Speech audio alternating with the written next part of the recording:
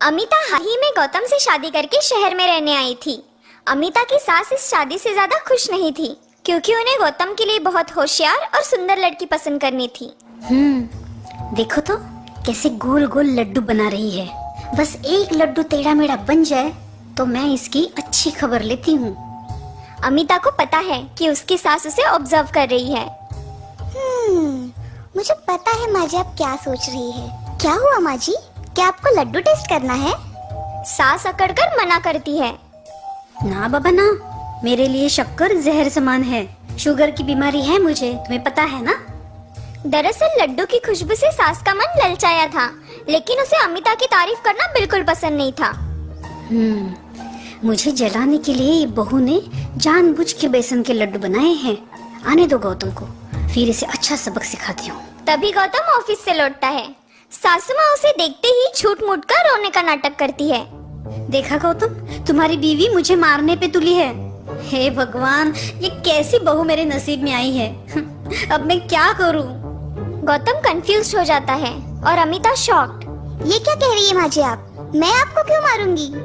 ये देखो गौतम, घर में पकवान बन रहे हैं, जबकि इसे पता है मुझे शुगर की बीमारी है। जहर बना रही है मेरे लिए, जहर। सास फिर से झूठ मूठ कर रोने लगती है। अमिता, तुम्हें पता है ना माँ को डायबिटीज है, फिर तुम ये लड्डू क्यों बना रही हो? अमिता गौतम की सारी बातें शांति से सुन लेती है और एक कटोरी में उसे लड्डू टेस्ट करने देती है। जरा आप ये लड्डू चखिए प्लीज। अमिता की बात सुन के गौतम अचरज में पड़ता है और उसने दिया लड्डू टेस्ट करता है। बाप रे बाप, कितना कड़वा है ये। गौतम की रिएक्शन देख अमिता हंस पड़ती है। यही तो मैं कहना चाहती थी, ये लड्डू मैंने खास माँ जी के लिए बनाए हैं। अमिता की बात सुन के गौतम और सास कंफ्यूज हो जाते हैं। सास फिर से रोने का नाटक करती है। हे भगवान, देखा गौतम, मैंने कहा था ना, ये बहू मुझे मारना चाहती है। माँ जी मेरी बात तो सुनिए, इस लड्डू में मैंने सिर्फ मेथी पाउडर मिलाई है, शक्कर का एक दाना भी नहीं डाला है। मेथी पाउडर तो कड़वी होती है ना, माँ कैसे खाएगी? क्योंकि मेथी शुगर के मरीजों के लिए काफी फायदेमंद होती है। कल ही मैंने टीवी पर इसकी रेसिपी देखी थी, सोचा माँ जी के लिए थोड़े लड्डू बना दूं। अमिता की बात सुन के गौतम को अपने व्यवहार पर गुस्सा आता है और सास का मुंह उतर जाता है। ओह, आई एम सॉरी अमिता, तुम माँ का इतना ख्याल रखती हो और मैंने तुम्हें गलत शब्द बोल दिया, मुझे माफ कर देना। अमिता मुस्कुराते हुए कहती है, जी कोई बात नहीं, लेकिन ये लड्डू माँ जी को कैसे खिलवाने हैं ये आप देख लीजिए। अमिता की बात सुन के सास का मुंह कड़वा हो जाता है। हाँ हाँ बिल्कुल, रोज सुबह ऑफिस निकलने से पहले मैं खुद माँ को लड्डू खिलाऊंगा। आज तो इसने मुझे मात दे दी, लेकिन मैं चुप नहीं बैठूंगी। तो इस प्रकार सास अमिता को नीचे दिखाने का एक भी मौका हाथ से नहीं जाने देती थी। दिन गुजर रहे थे। अमिता की लाख कोशिशों के बाद भी वो अपने सास के मन में जगह नहीं बना पाई थी। माँ जी क्या मैं आपके पैर दबा दूं? कोई जरूरत नहीं है, अपना काम करो।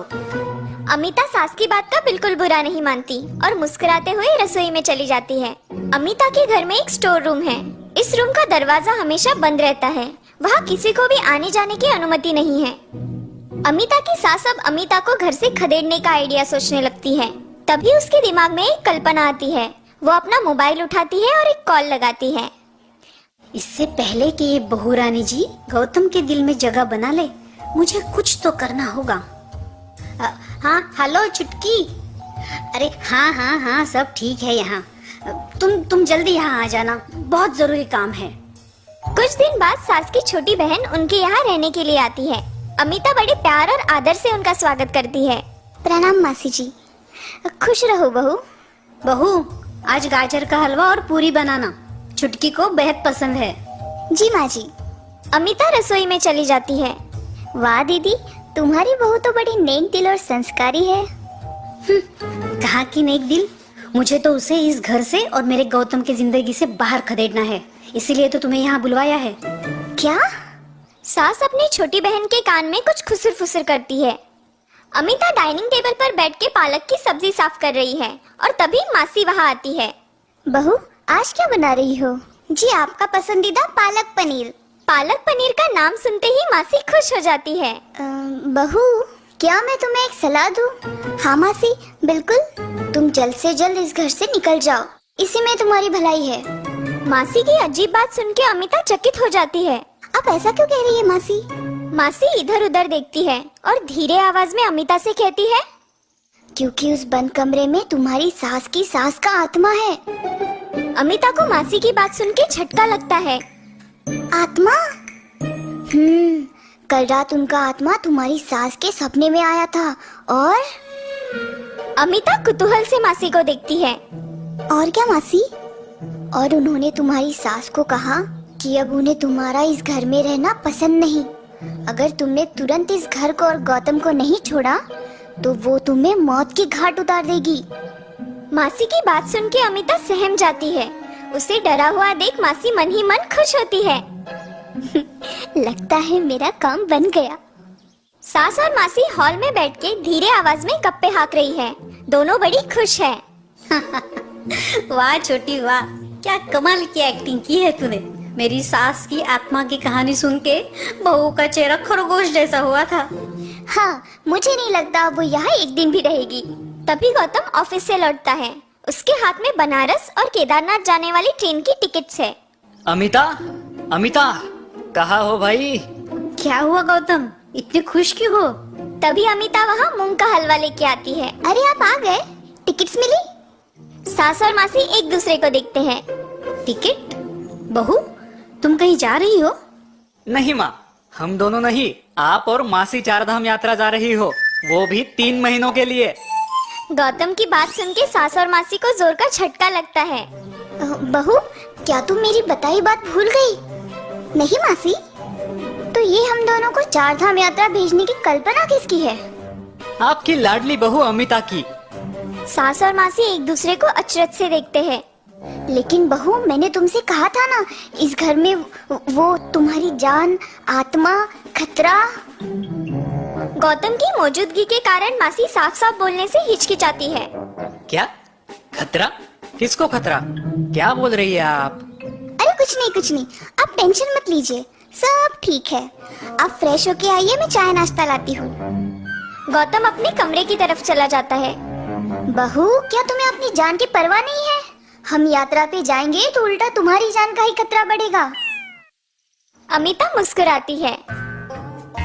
नहीं मासी, आप मेरी चिंता मत कीजिए, मैं अभी परदादी सासू माँ को मिल के आई हूँ। अमिता की बात सुन के सास और मासी को पसीने छूटते हैं। क्या? 2 दिन पहले वो मेरे भी सपने में आई थी और मूंग के हलवे की मांग की थी। क्या?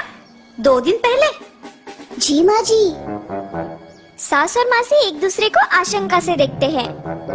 जी माँ जी, और आज शाम जब मैं उन्हें हलवा देने गई थी तो उन्होंने आप दोनों को चारधाम यात्रा भेजने की इच्छा जाहिर की।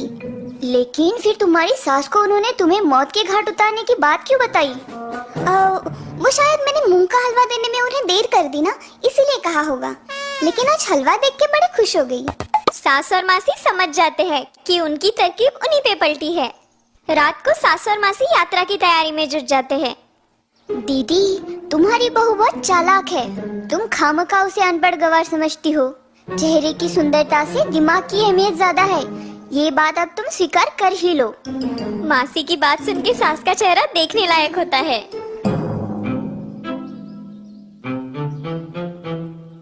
अच्छा हुआ मैंने उस दिन इन दोनों की प्लानिंग सुन ली थी, वरना मैं सचमुच डर के ये घर और गौतम जी को छोड़ के चली जाती।